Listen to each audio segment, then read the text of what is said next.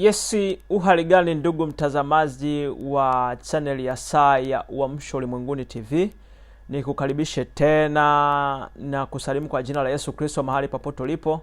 Ni muda mrefu sana tumekaa kimya, takriban mwaka mmoja kwa sababu ya changamoto za hatukuwa na vifaa vya kurekodia, lakini sasa tumerejea tena. Kwa hiyo nikuombe tu endelea kufuatilia Saa ya Uamsho Ulimwenguni TV.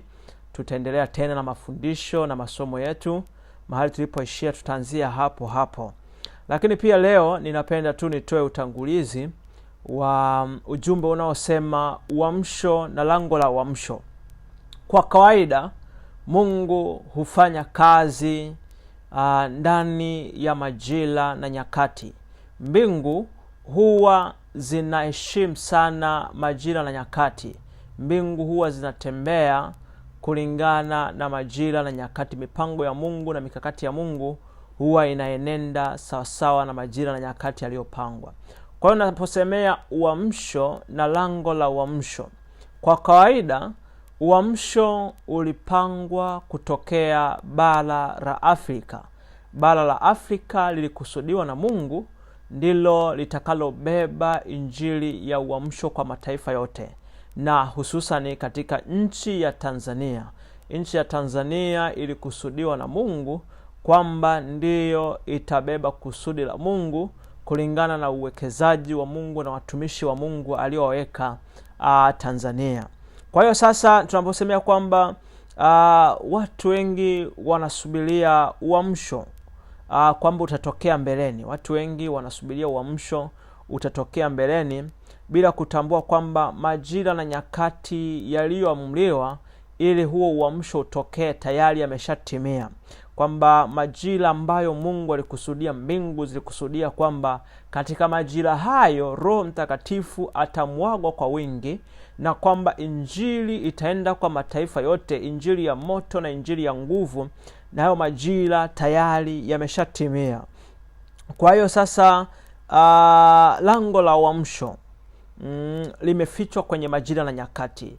Uamsho umefichwa kwenye majira na nyakati, na lango hilo sasa la uamsho lilifunguliwa tangu mwaka 2021. Tuliingia, ulimwengu mzima uliingia kwenye mabadiliko ya kiroho.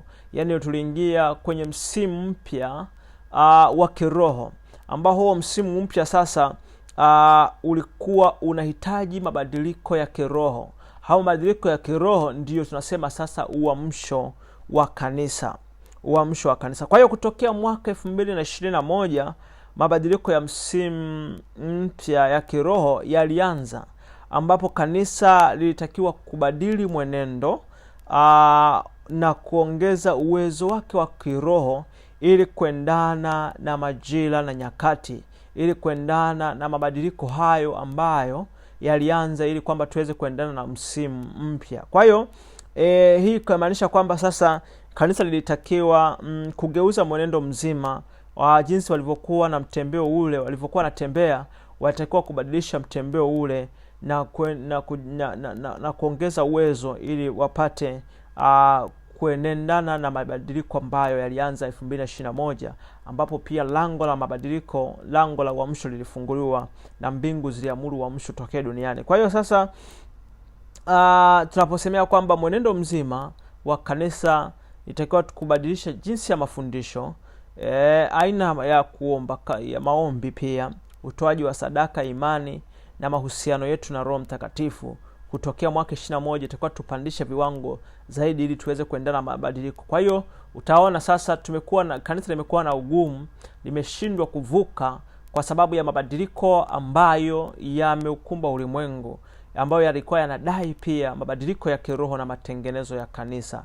Kwa hiyo sasa kanisa linatakiwa kuwa na matengenezo ili kuendana na mabadiliko ambayo yapo ulimwenguni. Kwa hiyo nikukaribishe sana sana kwenye Saa ya Uamsho Ulimwenguni. Tutaendelea tena na tena na tena kujifunza. Hii tulikuwa na kukaribisha tu kwamba tumerejea tena, nikukupa taarifa kwamba tumerejea ili tuendelee tena ambapo tulishia. Mungu akubariki sana. Like, comment hapo, subscribe, na ili tuweze sasa kuanza tena mafundisho na kuendana na mabadiliko ya msimu mpya. Mungu akubariki sana. Amen, amen.